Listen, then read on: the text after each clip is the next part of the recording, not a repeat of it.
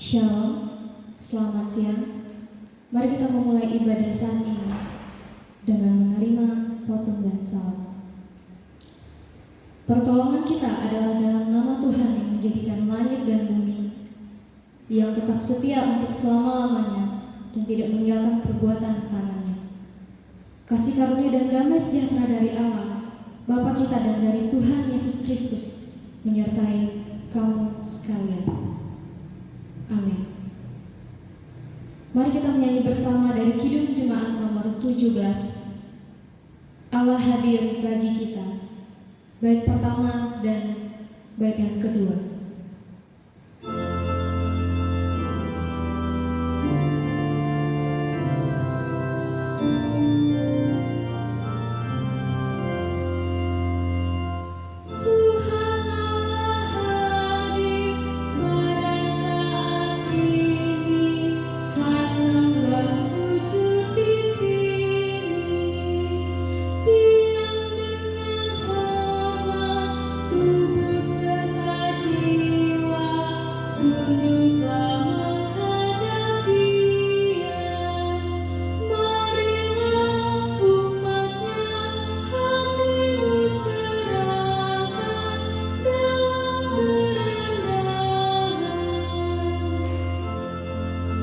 Kedua, Tuhan Allah hadir yang dimuliakan dalam surga siang dan malam.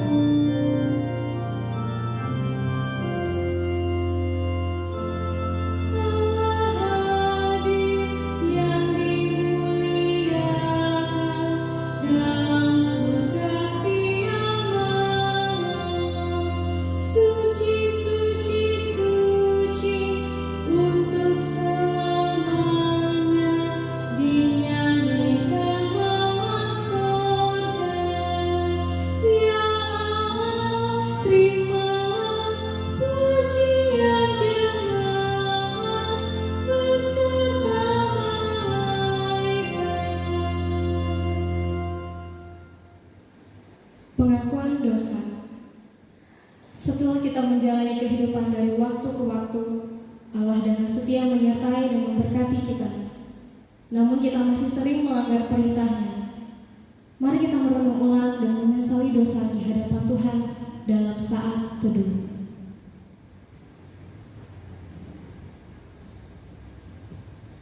Marilah kita datang dan mengaku dosa dan kelemahan kita di hadapan Tuhan dengan tulus ikhlas dalam doa.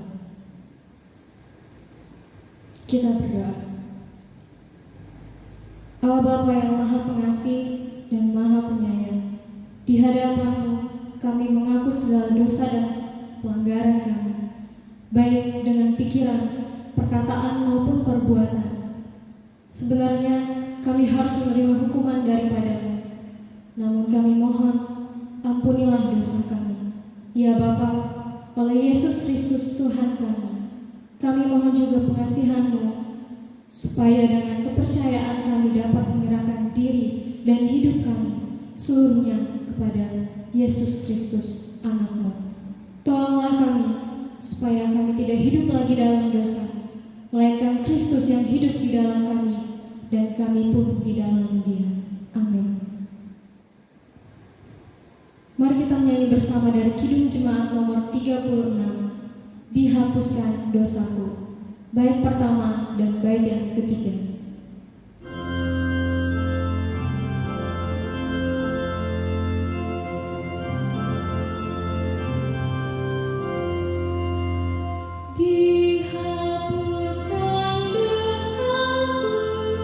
Hanya oleh darah Yesus.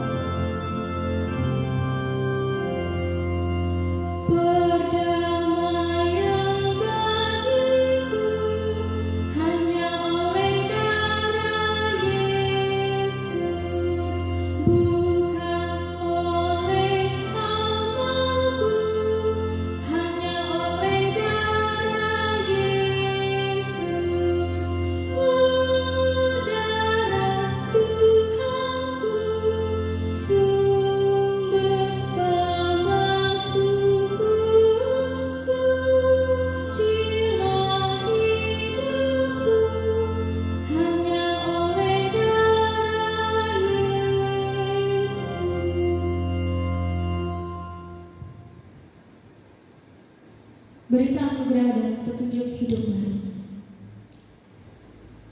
Selaku hamba Tuhan Yesus Kristus, kami memberitakan pengampunan dosa bagi setiap orang yang telah mengaku dosanya dengan tulus ikhlas di hadapan Tuhan. Mari kita membaca bersama dalam Yesaya pasal 44 ayat yang ke-22. Demikian firman Tuhan. Aku telah menghapus segala dosa pemberontakanmu, seperti kabut diterbangkan angin, dan segala dosamu seperti awan yang tertiup. Kembalilah kepadaku, sebab aku telah menebus engkau. Pemberitaan firman Tuhan. Pemberitaan firman Tuhan saat ini disampaikan oleh Bapak Saparman STM. Marilah kita menyanyi bersama dari Kidung Jemaat nomor 50A, Sabdamu Abadi, bait yang pertama hingga bait yang ketiga.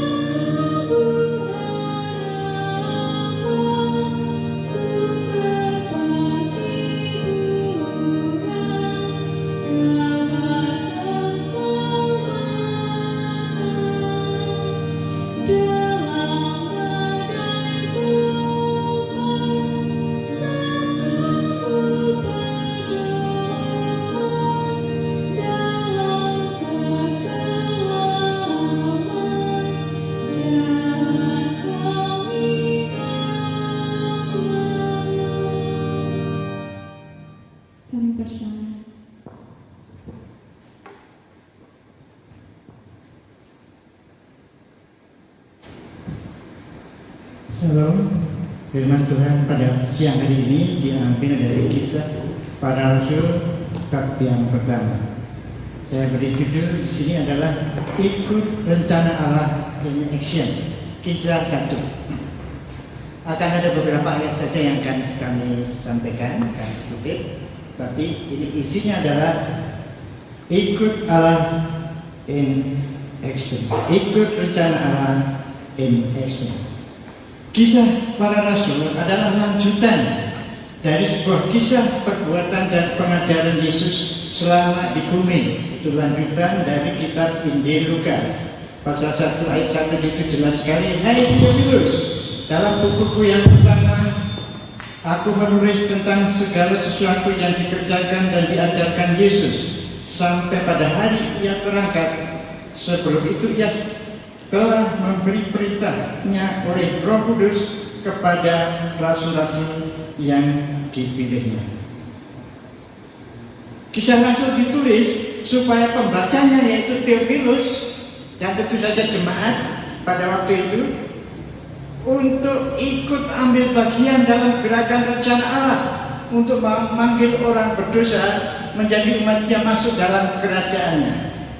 Karena gerakannya belum selesai. Karena Injil baru sampai di Kekaisaran Roma.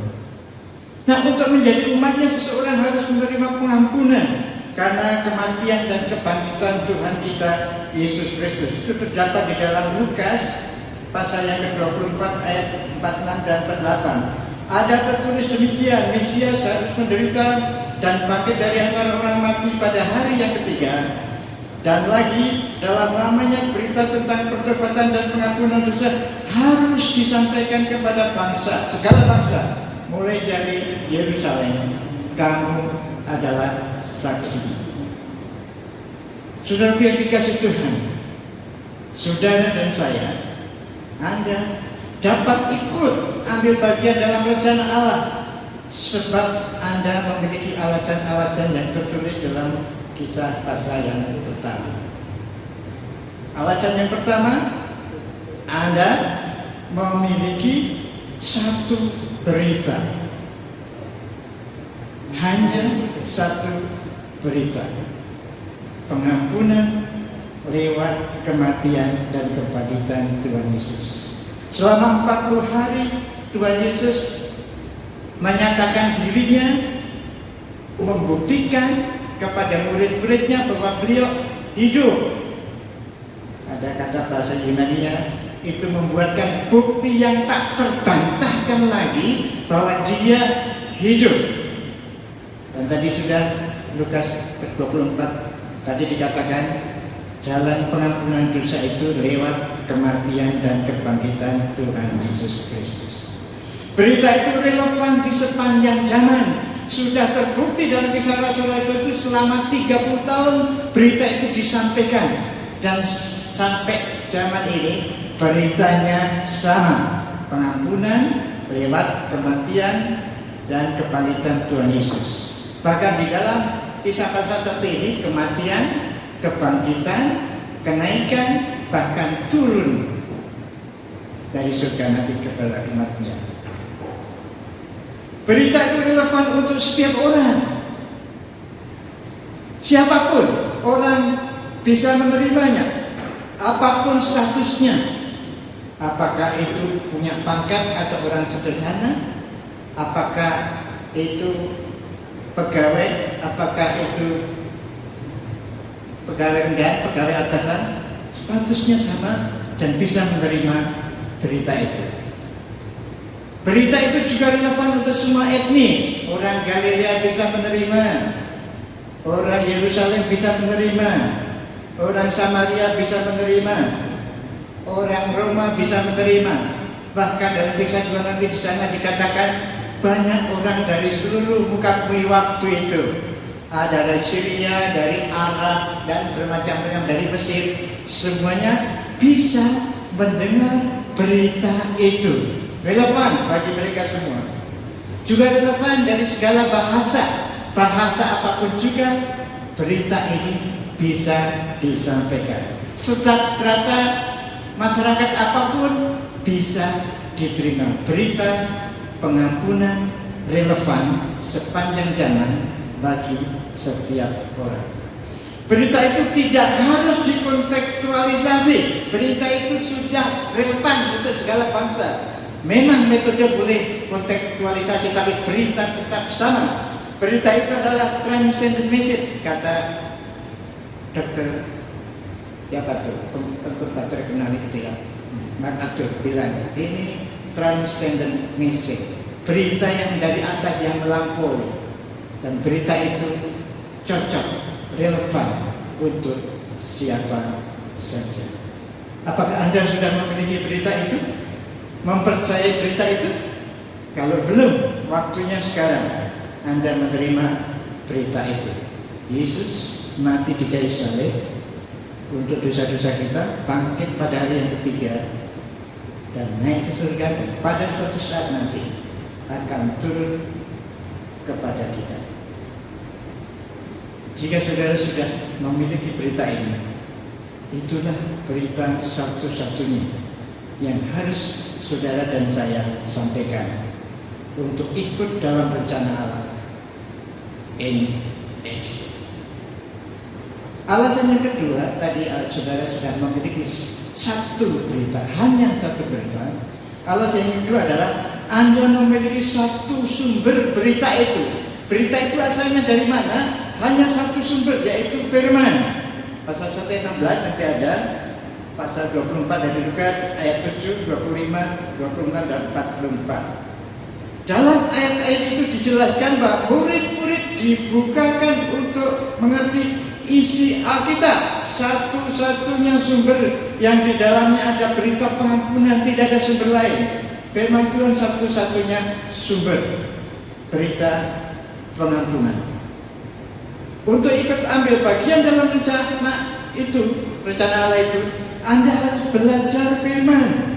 Bahkan dalam konteks ini, sebelum penerimaan Roh Kudus, mereka didahului dengan pengertian firman, penerapan firman, dan doa. Murid-murid tahu berita ini dari penjelasan firman. Dari penampakan murid-murid malah tidak tahu awalnya. Jadi pada waktu Yesus menampakkan dirinya, murid tidak tahu.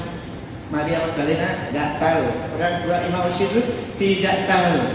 Baru setelah dibukakan ayat-ayat kitab suci, katanya dari Taurat, Mazmur, kitab nabi-nabi, baru mereka tahu. Jadi mereka dibukakan pengertiannya oleh kitab suci. Hati-hati terhadap penampakannya. Murid-murid sendiri waktu Yesus menampakkan dirinya tidak tahu Yesus bukan ini, tidak tahu bentuknya seperti apa. Nah, yang kita dengar, ya saya puji Tuhan kalau ada orang menerima penampakan kemudian percaya kepada Tuhan Yesus, oke lah, puji Tuhan. Tetapi hati-hati terhadap penampakan itu. Ada bintang film yang jadi tokoh Yesus itu bilang, saya ini manusia biasa, bukan Yesus. Saya bukan Tuhan, jangan menyembah saya. Penampakan-penampakan yang saya lihat dalam foto-foto itu adalah penampakan seperti dalam lukisan yang kita sudah biasa tahu itu. Itu kan yang melukis mungkin orang Barat ya. Yesus itu orang Yahudi, mungkin hidungnya beda dengan yang lukisan itu. Mungkin hitam ya, tidak seperti itu. Tapi oke lah. Tapi hati-hati terhadap firman. Penampakan, jangan cari penampakan. Selidiki firman. Di sanalah sumber satu-satunya untuk mengerti berita itu. Memang Petrus sebagai contoh orang yang tidak berpelajar, tidak tahu firman kelihatannya. Tetapi Petrus mengerti firman. Pada waktu itu kemudian dia berkumpul, lalu dia menjelaskan kitab Mazmur. Ini nelayan ya saudara. Nelayan bisa menjelaskan kitab Mazmur, bagaimana cara memenuhi nubuatan kitab Mazmur itu dengan memilih Matias itu ya. Di pasal 2 nanti Petrus berkhotbah dari kitab Yoel, nelayan tapi tahu kitab Yoel. Dia tahu juga Mazmur, dia juga tahu kitab nabi-nabi. Jadi lengkap. Taurat ya. Di dalam 1 Petrus saja dia mengutip Nabi Nuh, 2 Petrus dia mengutip Maliaki. Jadi Petrus ini walaupun katanya tidak terpelajar, tapi tidak punya ijazah itu di sana waktu itu, tetapi dia belajar kitab suci dan mengerti satu-satunya sumber berita pengampunan itu dari kitab suci. Anda mau ikut ambil bagian dalam rencana Allah? Usahakanlah mengerti firman Allah. Petrus lagi-lagi contoh yang orang yang tidak terpelajar. Tapi nanti kalau saudara membaca 2 Petrus, luar biasa para sarjana mengakui bahasa yang dipakai oleh 2 Petrus itu, surat 2 Petrus itu bahasa yang indah pada waktu ditulis oleh seorang nelayan. Tetapi nelayan yang belajar kitab suci. Kalau saudara mau ikut dalam rencana Allah menyampaikan firman, usahakanlah mengerti firman Allah dengan belajar, merenungkan dan menerapkan. Yang ketiga, yang pertama tadi memiliki berita, satu-satunya berita pengampunan, memiliki apa tadi? Sumber berita itu, satu-satunya sumber dari firman. Dan juga yang ketiga, Anda memiliki kuasa, satu-satunya kuasa yaitu Roh Kudus. Perhatikan ayat 8, kita sudah hafal ayat itu. Tetapi kamu akan menerima kuasa kalau Roh Kudus turun ke atas kamu, dan kamu akan menjadi saksiku di Yerusalem dan di seluruh Yudea dan Samaria dan sampai ke ujung bumi. Dalam perjanjian lama, hanya orang-orang tertentu dikuasai oleh Roh Kudus untuk maksud tertentu, untuk menang perang misalnya, untuk itu Simpson itu perang ya. Jadi dikuasai Roh Kudus ya bisa mengangkat gapura, seperti ginseng ya, punya tenaga yang luar biasa secara fisik waktu orang dikuasai Roh Kudus. Tapi dalam perjanjian baru bukan orang tertentu, tetapi semua orang percaya. Dan dalam konteksnya ini orang percaya yang belajar kitab suci, berdoa. Mereka lah yang menerima kuasa Tetapi hati-hati di sini, kuasa itu adalah kuasa untuk bersaksi, bukan kuasa yang lain. Kuasa untuk bersaksi, kuasa untuk memberitakan berita pengampunan, dan bukan hanya kelompok tertentu saja yang menerima kuasa itu. Nanti pasal 2 yang menerima kuasa itu bukan hanya 12 rasul, tetapi 120 orang. Ditulis di sini semua menerima kuasa itu, semua orang percaya. Yang belajar firman Tuhan yang kedua itulah yang mendapat kuasa dalam konteksnya seperti itu. Petrus berkhotbah dengan kuasa Roh Kudus, 3.000 orang, 5.000 orang percaya bertobat. Paulus menginjil dengan kekuatan Roh, orang Tesalonika bertobat. Filipus, orang Samaria bertobat. Epafras, orang Kolose bertobat. Tidak tahu namanya siapa, sehingga muncul gereja Roma. Anda percaya berita itu? Berarti Anda memiliki Roh Kudus, memiliki kuasa untuk bersaksi. Yang Anda lakukan adalah merefleksikan dalam bentuk ucapan ataupun tindakan. Saudara yang dikasih Tuhan, satu berita pengampunan lewat kematian dan kebangkitan Tuhan Yesus, satu sumber yaitu firman Allah, satu kuasa yaitu Roh Kudus. Tuhan memberkati. Amin.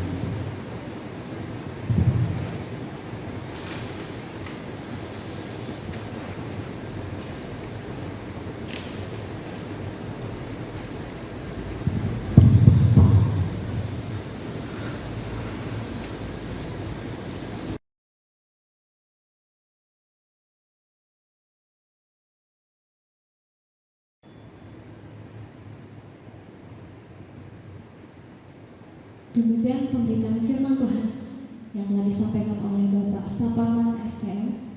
Dan saat ini untuk menutup ibadah pada saat ini kita akan menerima berkat daripada Tuhan.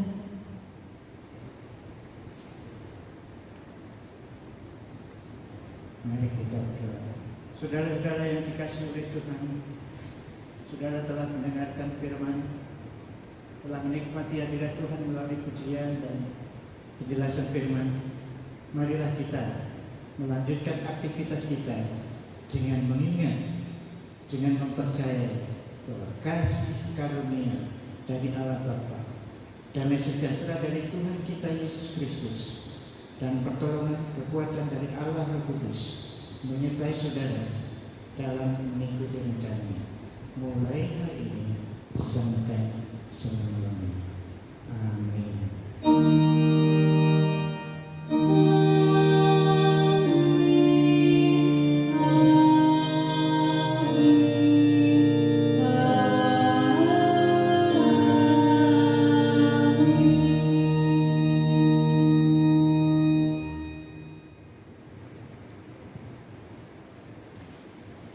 Ibadah kita selesai. Tuhan Yesus memberkati.